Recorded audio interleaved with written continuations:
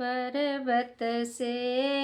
सिली उतरई कावन रामा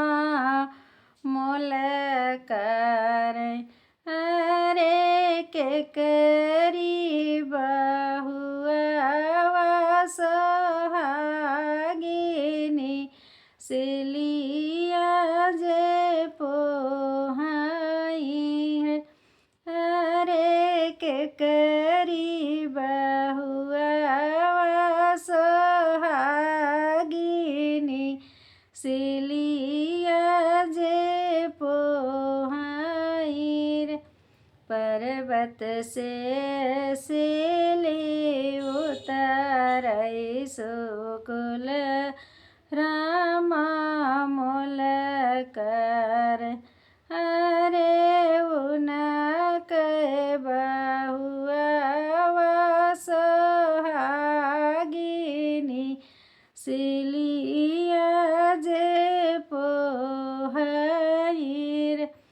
हरे उनक बहुआ सोहागिनी सिलिया जे पोहाई पर्वत से सिली उतरई कावन रामा मोल कर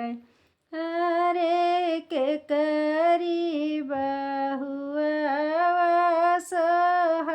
सोहागिनी सिलिया जे पोहाई पर्वत से सिली उतरई फलने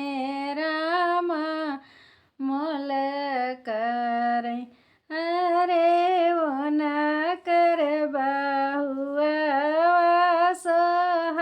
सोहागिनी सिली